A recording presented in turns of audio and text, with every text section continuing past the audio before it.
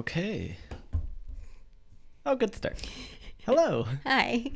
How are you? Good. It's How are you? good. Good. Good. Look at your shirt. Look at For yours. all our I know. viewers. We got some WizardPhD merch, Magical Theory, and Juan's Ready merch. These are some test attempts, Test? though they are. Oh, test for. They're Yeah, they're up for sale, but they are. Link in the description. I think there's a lot that I like about them. I kind of want mine to be a different color, so I'll probably wind up getting like a dark. So this would be the same, but then this might be a darker, like I Well, don't it's know, black, dark. so. Well, maybe without the writing, I'll be okay. Okay. That would be a different thing, right? Yeah. Well, we'll see. Maybe white. Mm-hmm. White could work good. Why don't we tell people who are new what this is? Nobody knows. Nobody knows. It's impossible to say. This is our podcast where we step chapter by chapter through the Harry Potter series. It's Community Day in For Pokemon Go. I'm playing. Sorry. Jeff will explain what this Yes, I podcast will. is. Chapter by chapter with Winston in the background biting on his toys. We stepped through the Harry Potter books, and we just finished Harry Potter and the Sorcerer's Stone, or Harry Potter and the Philosopher's Stone, the first book, at the turn of the year. Yep. This is the beginning of 2020. If you're watching it in the future, hello. Hi. Um, Yeah, all of book one is now available Yep. on Anchor. I even uploaded those missing episodes when we transferred over from another platform. So everything is up if you want to start on book one. But if you're reading book two, then we can start here. I think we just wanted an outlet. Like, we talk creatively and we talk philosophically about the things that we like, and just wanted an outlet to share with people. And if anyone enjoyed it, that's just a bonus. But yeah, it's called Magical Theory. right. The title has to do with the subject magical theory and wizards who have theorized about the nature of magic. Our logo has these terms that are related to that. So They're probably not correct Latin translations of what we were going for, but it works for we us. tried our best. It works for us, yeah. But yeah, it's definitely, we take a lesson each chapter and we explore that. And sometimes we can go off on tangents. And Sometimes Winston mischiefs around the corner and we'll draws just my ignore attention. him. But yeah, no, that's pretty much what we do. Episodes aren't too long. We just try to talk about a theme or two from the chapters and things that we like and callbacks to other ideas and things from the future. This is not a spoiler-free podcast, No. though generally, I mean, we're not like launching ahead, but we'll maybe hint at things or talk briefly about something that's coming forward. Yep. Yeah. Pretty So cool. I think, yeah, I'm just super excited to get back to it. Turn of the new decade, new book, Yeah. short chapter. Short chapter. If you're ready, I am ready. Let's Our do it. Juan's ready. Juan's ready. So everyone can turn to page 1, the worst birthday. Didn't have to look that up, although you Oh. wrote it in there earlier. I did write it in there. Today's lesson is called The Sound of Silence. Hello. Yeah.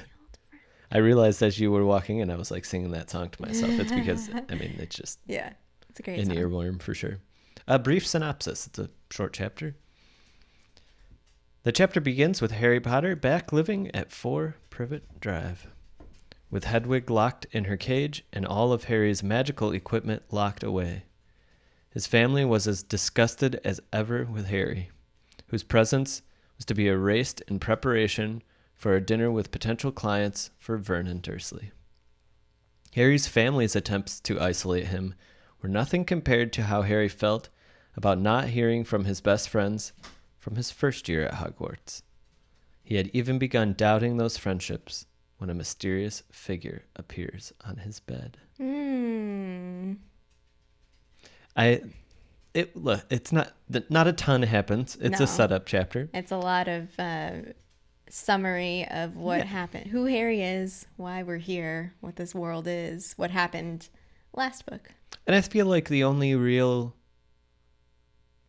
thing of note, 2 things come to my mind. One is that I was also playing around with like the More Things Change as a title because, the Dursleys are as ridiculous as ever, possibly more ridiculous than they have been.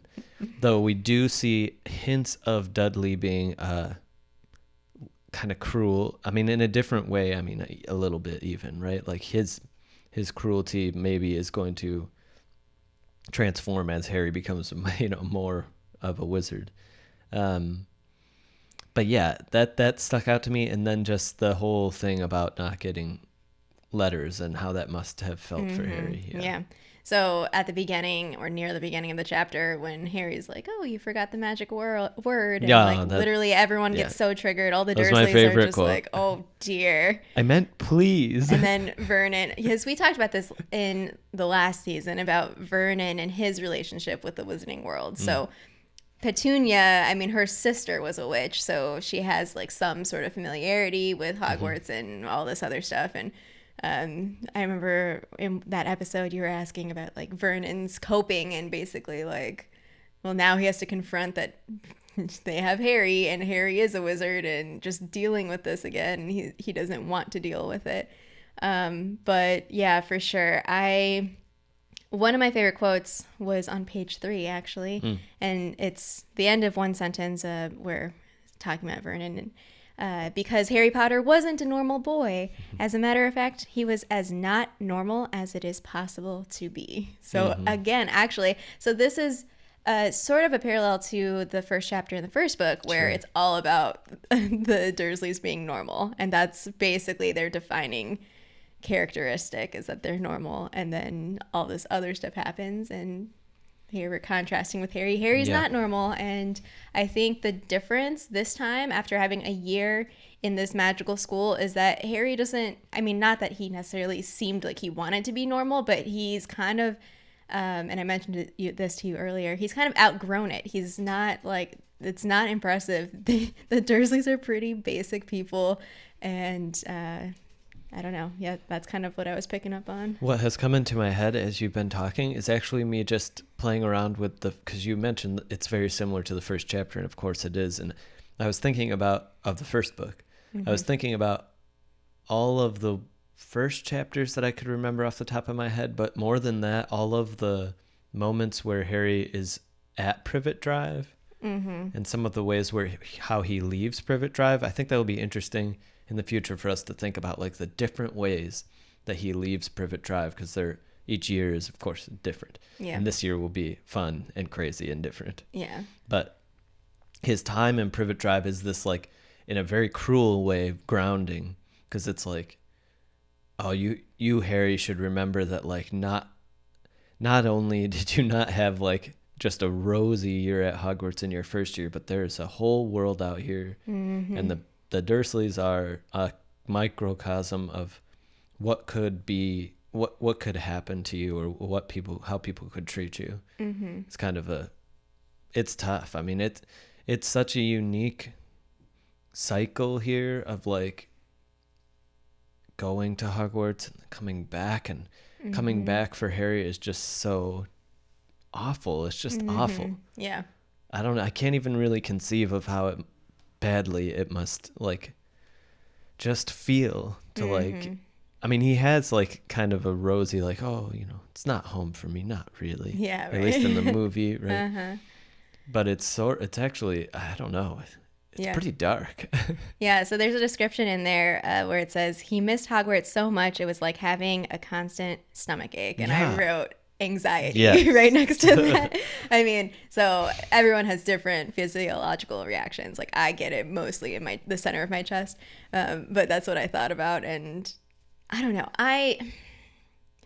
So I tried to have charitable perspectives on people, but it's very difficult for me to have a complex perspective on the Dursleys, just based on like what we know about them. They're just very simple and shallow people.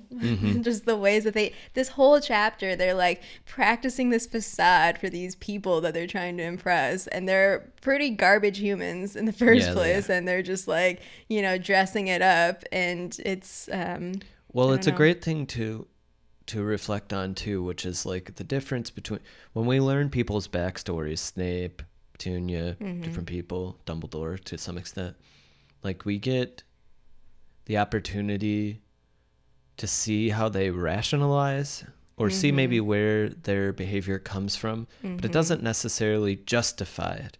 right? And I think Petunia will be the prime example of this, even more so than Vernon. Vernon is like, it feels like he has never changed. When Petunia and him got together, he was probably exactly the same as he is right now, and how he would have acted then, which is not good at all anyway. But then Petunia, like, her story doesn't excuse cruelty. So Snape always becomes the main question mark, and we will talk ad nauseum, I'm sure, about Snape as the years go on here. But it's just when you think about backstories, anytime I think about like writing or D&D or anything with backstories, it is motivational, like what are the person's motivations for acting the way that they do, but it is not justifiable necessarily.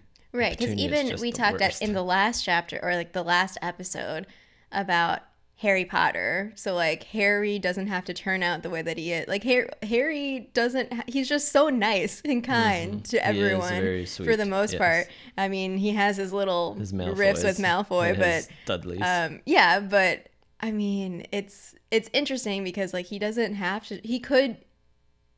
I'm impressed because Harry has this, like, even with this situation with the Dursleys, that he has this sense of wonder and wanting to do good into the world. And so, yeah,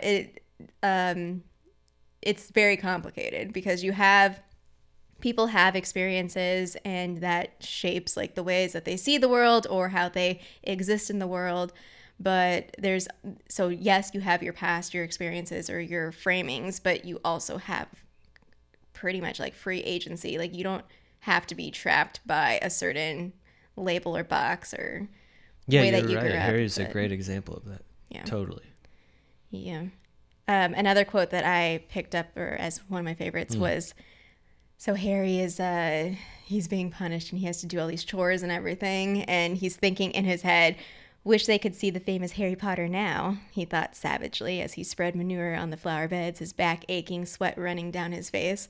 And so that to me was a nod, again, if we're revisiting Harry and basically like his place in the world. So we talked about this a lot last season of like, who is Harry Potter, this construction of Harry Potter, this like external thing that is a myth or that has become a myth in the wizarding world, and how he has to like negotiate that as he's making sense of who he is and I don't know what he is supposed to do.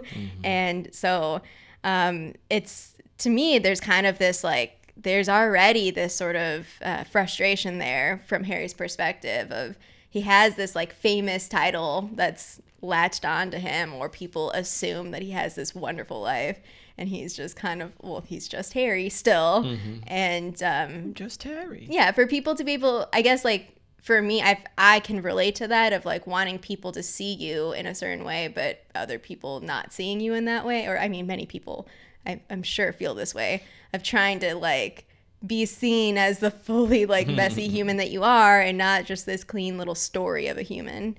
So that's what I was thinking about, of, you know, people think that his life is grand, or that he's the great Harry Potter, but here he is just shoveling manure. I've always often wondered too, you know, there's definitely a narrative about hard work and things, and I wonder if there's a presence, I've never really looked online in Harry Potter forums, of people who kind of maybe celebrate Dumbledore for placing Harry where he is. Because even Dumbledore's own spoken rationalization, at least to McGonagall and Hagrid, is kind of about needing Harry to grow up normal or something to that effect. And I don't know. I think it's interesting to contrast Harry with Neville.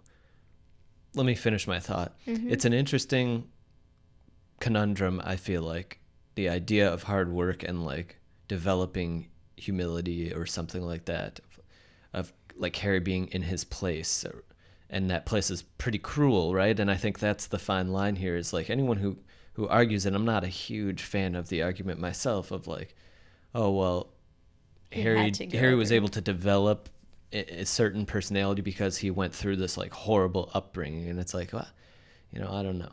I don't agree. I mean, I think people go through horrible upbringings, and it is cruel and there isn't some magic protecting them, which is what this story eventually gets to, of like, well, Harry was never in danger. Like, he was magically protected by love. Yay. Right. But really, like, it is very questionable every time he comes back here. Like, despite Dumbledore, a good example of rationalization and justification, like, he can rationalize it as like Harry needs like a booster shot on his love vaccine to protect himself. But really, like, what does that look like and how kind of cruel it is and what you're causing Harry to go through, right? There's a line. What if it was more? What if he was, beaten by them, obviously, or like threatened or tortured, then what?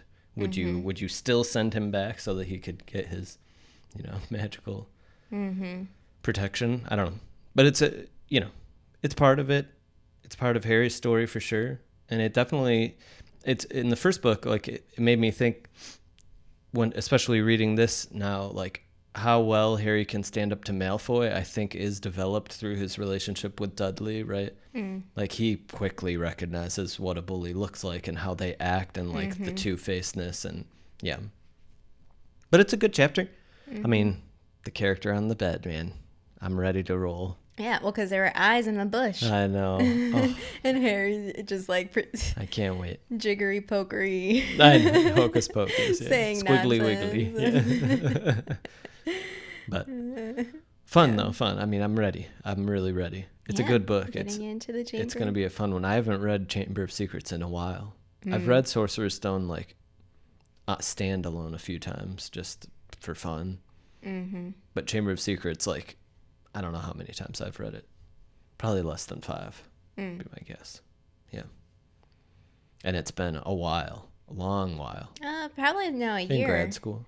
Because we did an episode with, I thought that we read Chamber of Secrets. We totally did. So yeah. You are absolutely right. Sorcerer's Stone and Chamber of Secrets are the only Harry Potter books that I've reread. Are those videos still up? Yeah. So those two are the only books that I've reread. Sure. I've read, we'll talk about it in the later books of my familiarity with the text, but yeah, I'm refamiliarize for sure. Yeah, I'm also looking forward to it. Awesome. Yeah. You got anything else? Yep. All right. Well, thanks for starting with us on book 2, season 2. Yeah. And hope you enjoy. Hope everyone's having a good day. Until next time, Wands ready.